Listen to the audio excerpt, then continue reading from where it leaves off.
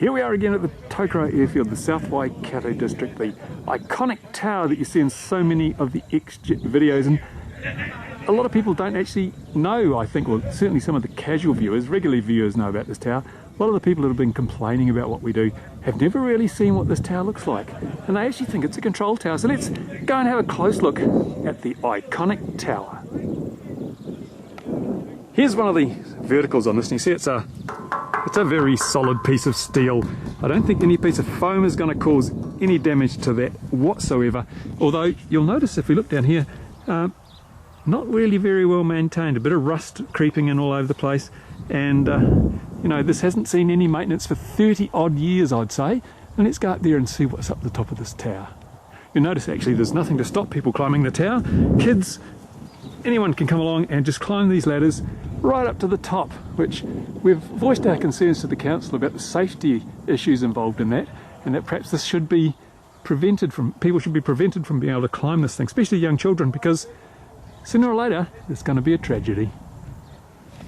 Here we are, we're coming up onto the first level. You can see out here, we're up a bit high, and you can see that the whole thing is there's bits of plywood nailed on here. This is actually quite rotten, this wood. As you can see, the quality of the wood, see that? The whole framework here is rotting. Anyone that comes up here does so at risk of their own life. There's no maintenance whatsoever. Here's another kind of a cover that's been nailed on to cover up a hole, but the cover itself is actually also rotten. I would not want to stand on that. You'd probably find yourself on the ground below very quickly. Here is the next segment of ladder. As you can see, not very well secured, but we'll take you up there anyway. Okay, so here we are. We've come up into the tower, and what do you see? Well, there's an awful lot of bird mess here. Look at the bird droppings everywhere. It's an aviary, not a tower. And yeah, again, a rust and holes in the roof. It hasn't been maintained. It's just a wreck of a building. We'll take a bit of a close look around too. So here we are, we're right up inside the tower now, and look at all this bird droppings along here. This is a complete and utter mess. Look at this rust everywhere. The structure of this building is a little bit dubious at the moment, and yeah, it's all looking rather tragic. Graffiti, kids have been up here at risk to their own lives. There you go, look at this graffiti. There's other bits of graffiti here and there, although a lot of it's covered up by bird droppings now. As you can see, some of the graffiti is a little less than savoury.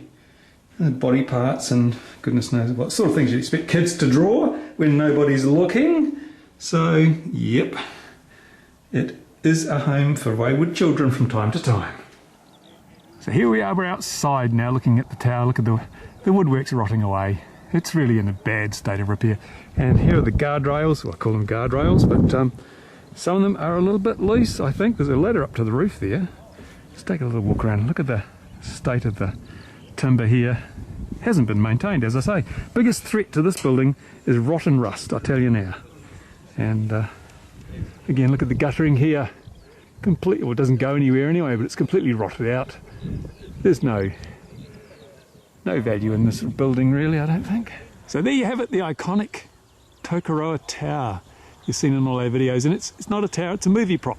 It was built, or it was moved here from a forest for a movie in the 1980s, and since it came here, not one red cent has been spent on maintaining it. So one really has to ask what kind of value the owners ascribe to it. In fact, they've offered it free for the taking to a number of parties, and on inspection those parties have declined to take it, which kind of establishes its value. However, as an icon of the South Waikato International Model Club, I think it's pretty damn impressive.